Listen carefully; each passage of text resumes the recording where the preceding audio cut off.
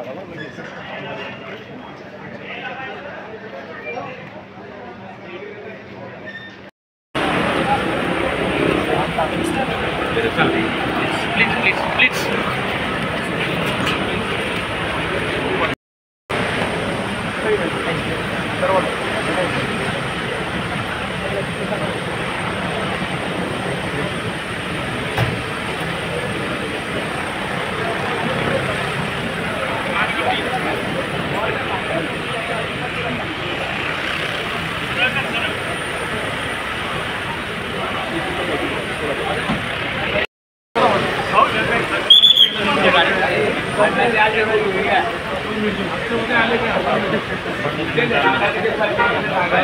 आशीर्वाद घेतला ना आपण त्याचा।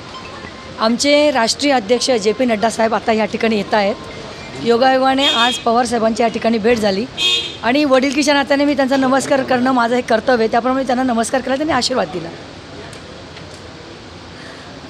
काय वाटतं आता खरं तर तुम्हाला आशीर्वाद देखील मिळालेला आहे।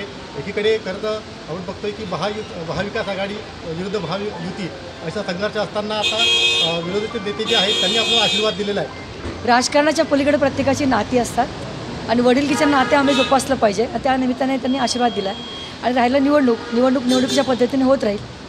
निवडणुकीसाठी आशीर्वाद घेतला सर्वांनी आशीर्वाद निवडणुकीचा भारतीय जनता पार्टीचे संस्कार आहे, मोठ्याचा आदर करणे, सन्मान करणे, आपल्या शहरात आलेले समोर आले तर आशीर्वाद घेणे, त्याचा फायदा की तोटा हा विषय नाहीच आहे। मी वडिलकीच्या नात्याने त्यांचा आशीर्वाद देतो। आपण पहिल्यांदा शरद पवारची घेतली, याच्या आधी ते अनेकदा आलेलं, त्यावेळेस आपण का नाही भेट घेतली किंवा आपल्या पक्षाने का नाही घेतली? मी आज त्याच्यासाठी आलेलेच नाही। माझे राष्ट्रीय अध्यक्ष जे.पी. नड्डा साहेब या ठिकाणी येत आहेत, त्यांना रिसीव्ह करण्यासाठी मी या ठिकाणी आलेले।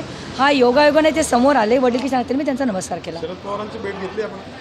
नाही, वडिलकीच्या नात्याने फक्त आशीर्वाद घेतात, ते समोर आले, समोर आल्यानंतर माझं काम आहे, माझ्यापेक्षा ते वडीलधारी असल्यामुळे त्यांचा आशीर्वाद घेतो। त्यांनी दिला असेल, मी घेतला असेल, ते त्यांनी मनाने दिला असेल, मी मनाने स्वीकारलेला असेल। काही बोलणं झालं आपलं? काही नाही चर्चा वगैरे काही मी सांगितलं, वडिलकीच्या समोर दिसले ना, नमस्कार केला। असं आहे, आपली भारतीय संस्कृती आहे की कोणी वडीलधारी मंडळी आले की त्यांचं सन्मान करणे, आशीर्वाद घेणे, आणि आज आम्ही आमचे राष्ट्रीय अध्यक्ष येत आहे आदरणीय स्मिताताईंना आम्ही इथे त्यांना रिसीव्ह करण्यासाठी आलो आणि ते समोरून आले, त्याच्यामुळे त्यांचे आम्ही आशीर्वाद घेतले आणि मोठ्यांचे आशीर्वाद घेणे आपली भारतीय संस्कृती आहे।